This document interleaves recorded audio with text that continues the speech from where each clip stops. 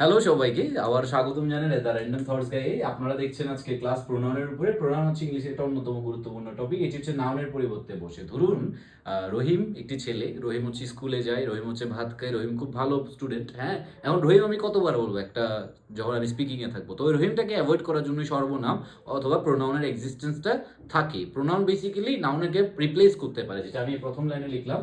এটা হচ্ছে নাউনের পরিবর্তে বসতে পারে। যেমন রহিম ওটা পরে গিয়ে সে বা হি হয়ে যাচ্ছে। যদি তারা একটা দল নিয়ে কিছু করতে তখন দে হয়ে যাচ্ছে। সে যদি নিজেকে রেফার করতে তাহলে উই হয়ে যাচ্ছে। এই যে বিষয়গুলো, এগুলো হচ্ছে নাউনের পরিবর্তে ফাংশন করতে পারে। অবশ্যই আমরা মনে রাখবো যে প্রোনাউন ফাংশন করতে হলে অ্যান্টিসিডেন্টের প্রয়োজন পড়ে। আমরা যদি ন্যাচারালি লিখে ফেলি he is a good guy, এখানে কোন গাই আপনি তো চিনেন না। দ্যাট মিনস কি, আপনি হচ্ছে এই গাড়িটাকে যেহেতু চিনেন না, এটা হচ্ছে অ্যান্টিসিডেন্ট এর ভিতরে উপস্থিত নাই। তো অ্যান্টিসিডেন্ট যেহেতু উপস্থিত নাই, তার মানে আমার এখানে প্রোনাউনের এক্সিস্টেন্সটা লজিক্যাল না। তো এটা অ্যান্টিসিডেন্ট মানে হচ্ছে নাউন বেসিক্যালি। ওই যে রহিম থাকতে হবে কিংবা একটা টপিক থাকতে হবে, যে টপিকটা সম্পর্কে আমরা জানি, তাহলেই হচ্ছে আমরা তার প্রোনাউনটা ইউজ করতে পারি।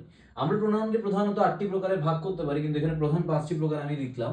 একটা হচ্ছে পার্সোনাল, মানে ব্যক্তিগত পর্যায়ে যে প্রোনাউনগুলো ফাংশন করে, হি সি ইট দে এর মতো ইত্যাদি। তারপরে পজিটিভ, যেমন আমি যখন কোনো কিছু বলি যে ইয়োর মাইন্ড, তার মানে কি তুমি আমার, এটার উপর আমি মালিকানা বা সত্য যখন প্রয়োগ করে দিচ্ছি, সেটা হচ্ছে পজিটিভ কেস। তারপর হচ্ছে রিলেটিভ। রিলেটিভ এবং ইন্টারোগেটিভের মজাটা অনেক ইন্টারেস্টিং। ধরেন who is that boy, question যদি করে, এটা হচ্ছে রিলেটিভ প্রোনাউন। ডাব্লিউএইচ গুলো যখন ইন্টারোগেটিভ হিসেবে ফাংশন করে। সেকেন্ডলি, যখন আপনি ডাব্লিউএইচ কে একটা বাক্যের মাঝখানে কনজাংশন হিসেবে বসাবেন বা যুক্ত করাবেন, যেমন I know the kid who is a great guy, right? তার মানে ওই ছেলেটাকে আমি চিনি যে কিনা। এই যে যে কিনা যখন মাঝখানে বসছে, তখন এটা কি রিলেটিভ প্রোনাউন বা রিলেশন তৈরি করতেছে দুটা ক্লজের মাঝখানে। আমরা ক্লজ এবং ফ্রেজে গেলে এগুলো নিয়ে আরো বিস্তারিত আলোচনা করবো। ইন্টারোগেটিভ রিফ্লেক্সিভ হচ্ছে যখন আমরা একত্রিত হয়ে একটা কাজ নিজেরা নিজেরা করার চেষ্টা করি, সেলফ অথবা সেলস, এই আইডিয়াটার উপর ভিত্তি করে।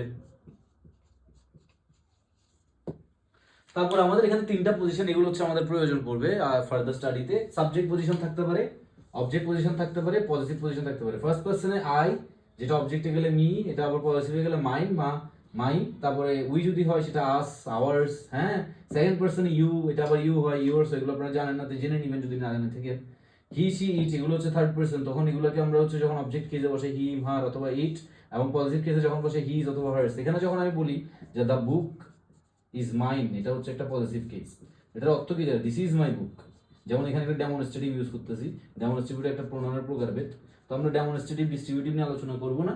আমরা যেহেতু এইচএসসি একাডেমিকের জন্য পড়াশোনার বাই কোর্সটা করা, তাই আমরা হচ্ছে নতুন একটা টপিকে যাবো, যেটা ভর্তি পরীক্ষায় এবং এইচএসসি পরীক্ষা 5 নম্বরের জন্য আসে এবং ভর্তি পরীক্ষা মাঝে মধ্যে প্রশ্ন, সেটা হচ্ছে প্রোনাউন রেফারেন্স। তো আমরা পরবর্তী সেশনেই প্রোনাউন রেফারেন্সে ঢুকছি। ধন্যবাদ। আসুন, প্রোনাউন রেফারেন্স হচ্ছে যে কোনো প্রোনাউনকে স্পষ্ট করা। নাউনও বসানো যাবে যদি আমরা স্পষ্ট তো করতে চাই। দেখুন, এই কোয়েশ্চেনটি বোর্ডে এসছে, এটা হচ্ছে একটি 5 নম্বরের কোয়েশ্চেন। এখানে অনেকগুলো প্রোনাউনের মিস্টেকস আছে। এই প্রোনাউনগুলো আইডেন্টিফাই করার মাধ্যমে সেগুলো যদি সলভ করা হয়, সেটাই হচ্ছে এই কোয়েশ্চেনের আনসার। তো এখানে আমি একটু মডিফাই করছি, অরিজিনাল বোর্ড কোয়েশ্চেনটি একটু অন্যরকম। জাস্ট সিম্পলিফাই করার জন্য আমি বিষয়গুলো একটু শর্টকাট করলাম। যেমন প্রথমত দেখি কাদেরকে নিয়ে কথা হচ্ছে, আমরা এটা খুঁজবো। এই যে ফুল স্টপ দেখছেন, এই ফুল স্টপটা শুরু করছে ওমেনকে দিয়ে, তাহলে এটা আমার সাবজেক্ট। যাদেরকে নিয়ে কথা হয় তারা আমাদের সাবজেক্ট। তাহলে ওমেন কি, ওমেন তো এখানে কি বলছে, অ্যাজ ইম্পর্টেন্ট অ্যাজ ম্যান, কিন্তু কোনো অবজেক্ট নেই, রাইট? কিন্তু এই ও সাবজেক্টকে ধরে এই পুরো বাক্যটা পারফেক্টলি বসছে। এরপরে শী তো না, দেখেন কেন শী না, কারণ শী তো ওমেনকে রিপ্রেজেন্ট করে না। আমি জানি ম্যান মানে কি প্লুরাল না, তাহলে যদি এই জায়গায় শী হয়, এটা তো প্রোনাউনটাকে মানতেছে না। এই জায়গায় দরকার কি আমার দে।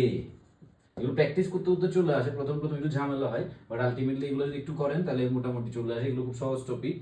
Nearly half of the population, মানে she constitute nearly half of the population, মানে women constitutes half of the population, মানে পপুলেশনের অর্ধেক হচ্ছে তারা। এখানে আরেকটি সাবজেক্ট আমরা খুঁজে পাই, যদি নাউন, এটা সাবজেক্ট না। এই নাউনটাকে ধরে আবার পরের বাক্যকে টানা যেতে পারে। যেমন no nation can make real progress keeping half of it. এই ইটটাকে আপনি চিনেন না। আমরা জানি পজিশন পরে নাউন বা প্রোনাউন বসে, তাহলে এই পজিশন অনুযায়ী এই জায়গায় একটা প্রোনাউন বসছে। এই প্রোনাউনটা কাকে রেফার করে, এই পপুলেশন, এ দে নাকি এ ওমেন? এটা তো পরিষ্কার না। তাহলে হাফ অফ দ্য পপুলেশন কে এটা রেফার করে, তাহলে এটার আনসার কি হবে? প্রথমটার আনসার যদি হয় দে, সেকেন্ডটার আনসার হবে হাফ অফ দ্য পপুলেশন। হুবহু লিখে দিবেন যদি না পারেন, বা দা পপুলেশন এটা লিখলেও হচ্ছে।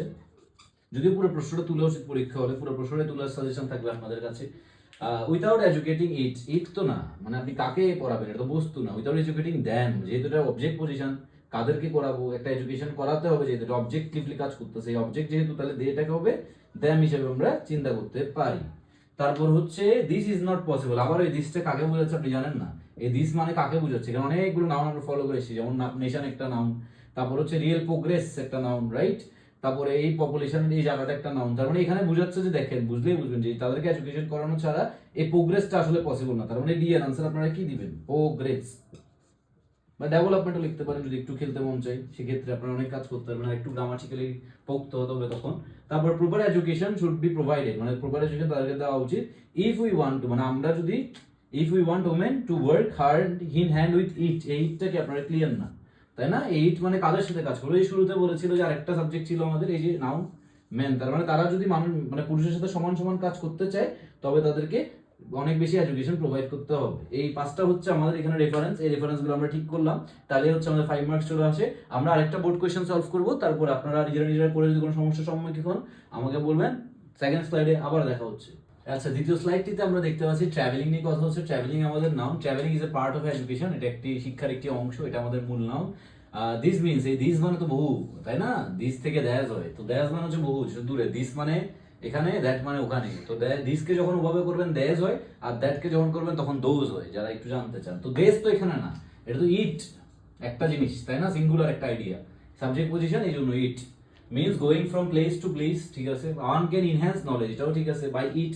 এখানে ইটটা যদিও পরিষ্কার না, কারণ ইট দুইবার হয়ে গেছে টানা, তো অ্যান্টিসিডেন্ট নাই, এই জন্য আমরা আবার ট্রাভেলিংটাকে ইন্ট্রোডিউস করাতে পারি, ট্রাভেলিং।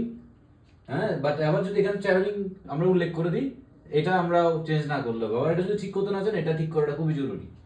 হ্যাঁ, one the opportunity to see the unseen and know the unknown. Some people মানে কিছু ব্যক্তি আর অ্যাভার্স টু, এই ওয়ার্ডটা যারা চিনেন না, এই ফ্রেজাল ওয়ার্ডটার মানে হচ্ছে যারা মানে অনীহা দেখায়, অনীহা দেখানো অর্থে এই জিনিসটা আসে।